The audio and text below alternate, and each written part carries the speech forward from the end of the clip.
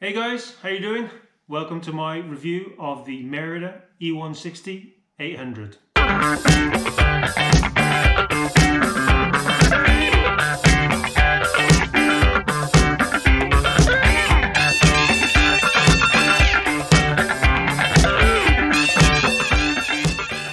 So I bought this bike 1 year ago. I had plenty of time to ride it and I have a pretty formed opinion now on how this bike is, how it works, and more importantly, whether I've had fun with it. Originally it came stock with Shimano SLX brakes, a Shox Yari 160, hence the name eONE-SIXTY, and a Shox Super Deluxe. So it's a 27.5 bike. It runs 2.8 tyres, or rather it comes standard with 2.8. Unfortunately, it's a 120mm dropper post on it. No idea why they spec'd a 120 on what is supposed to be an enduro bike. Even for myself, who I'm not particularly tall, it's 176 centimeters, which I believe is about 5'8". Even I struggle on some of the steeper descents to get down low enough. I would definitely put minimum 150 on here, but as you can see, there's an actual curve on the seat tube, and I'm not sure what the maximum length of a seat post can be. I want to put a 150 in there, but I still haven't checked it out. That's something I will be changing in the future. Also, it comes with the Shimano Steps E8000 motor. The rest of the gear is MERIDA's own spec. That's the wheels, handlebar, stems. That's the bike, that's the standard bike that came in. What have I upgraded since getting it? Well, the bike is considerably undergunned when it comes to brakes. Shimano SLX just aren't built to deal with 24 kilos of bike hurtling down the hill. I've had a few scary situations where I just literally haven't been able to brake, and in some cases there's just been no back brake at all. The brakes on this bike are rubbish. So what did I do? I upgraded to some Magura trails, which are a 4-piston on the front, 2-piston on the back, and it is beautiful. It's like another bike now. I feel so much safer. I can actually stop going downhill. The Maguras are fantastic. I swapped out the grips because I like to run the ESI foam grips. One thing I did notice while I was changing the grips is actually the handlebars on the MERIDA are specific to the e-bike. They actually have a cutaway underneath the grip section and the cable runs through. So when I actually went to put on the foam grips, I could feel the cable dragging, being pulled along, so I had to be very careful when putting those grips on. I would like to think that I could upgrade the bars at some point in the future. I absolutely love my NS license bars that I have on the Swoop. Unfortunately, I don't think that's going to be able to be, because I'm guessing they need to be bars specific to this bike, which is a bit of a shame. The wheels are MERIDA's own brand. They have taken some big hits. They have dented quite easily. You know, they're very wide rims. I think they're a 35mm rim. That said, I have not had to true them once, not in a whole year, and I think that speaks volumes about the actual overall strength and durability of those wheels. So on the whole, I can't really complain. So I'm still running the original tyres front and back, which is the Maxxis DHR and DHF. The back tyre is about to go any minute now. There's not a lot of tread left on there, but that's been a great choice as well. Another upgrade I will be considering is actually putting in a rear foam insert because of those dents I mentioned, and also because lately I've got a couple of punctures. But what about the overall ride quality? What about the bike? Do I enjoy it? Is it great at descending? Is it great at climbing? Well, it's an e-bike, of course it's going to be great at climbing because you have to put in zero effort. So more interestingly, what is it like descending?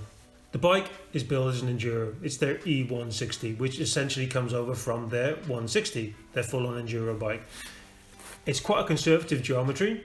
It's a 66.5 head angle, but going down it's still very, very capable. That extra weight just lends itself to going over absolutely anything. So while perhaps before or when I go back to my normal bike, I would be more inclined to dance around obstacles, to move around them, to jump them, to hop them, to avoid them essentially. With the e-bike, with that extra weight, you just roll straight over. It's like riding a tank. Now that's good in some senses, it's also bad in others. It depends how much you like to play. I weigh approximately 66, 67 kilos, the bike weighs approximately 23 kilos. That's a third of my body weight, more or less. So being able to maneuver that quickly over obstacles on trails where there are very sharp turns, very sharp changes of direction, over rocks, technical riding. It's it can take it out of you. If you're a heavier rider, then you're not going to notice so much the weight difference. But for us lighter riders, it's a proper workout. In fact, I have now what I've termed e-bike back. Pretty much every time I go out in the MERIDA, I get an e-bike back, where I come back and my lower back is in, you know, it's quite painful. I'm figuring the more you use the bike, the more you get used to that and the stronger you will get. But the ride quality is fantastic. I was a little concerned about getting a Yari.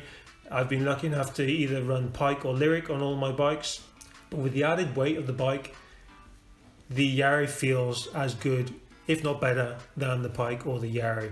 It just, that extra weight and the weight in the right place as well, with the battery being low down, the motor being low down, just makes both the fork and the rear suspension work perfectly. In fact, I think this is the most buttery smooth bike I've had when it comes to suspension. And this is obviously not a top of the line suspension setup. And of course, you'll be wanting to know about that motor. Now, I don't really have any point of comparison. This is my first e-bike. I had it for a year now. I don't think it's the quietest of motors. It kind of sounds like you're being chased by a herd of wild bees.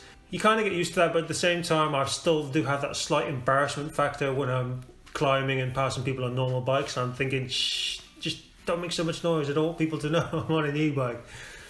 But the pedaling on it does actually feel pretty damn natural. Yes, when you hit it into trail and you're on a technical climb, you will feel it kick in. If you're on boost, you will definitely feel it kick in.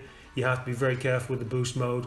But other than that, the assistance it gives you is phenomenal. Because it is actually so very low under the bike, it is prone to getting hit quite a lot. I'm going to have to actually look into finding some kind of protection. If anyone knows about any kind of motor protector for that area, then I'd love to hear about that. But it has actually taken quite a battering. It's been smashed several times on rocks. You can see the marks, but that's as far as it goes. So it's obviously a very robust motor. And then I think the biggest thing is the bike fun? That's freaking awesome. Well, do you know what? It actually took me the longest time to make the change from a normal bike to an e-bike. And it's still very much my secondary bike. I still prefer descending on a normal bike. And for that, I think it took me a long time to actually get to grips with the e-bike. But the more I ride it, the more fun I'm having on it. And it is a fun bike. Like I mentioned, the weight did play a big part. I mean, perhaps not feeling so comfortable on it. But once you get used to that weight and you can actually use it to your advantage, you can have real fun descending. The MERIDA eONE-SIXTY is a ton of fun. So how would I rate the bike overall? Well, I'm not a professional bike reviewer. I only know what I like.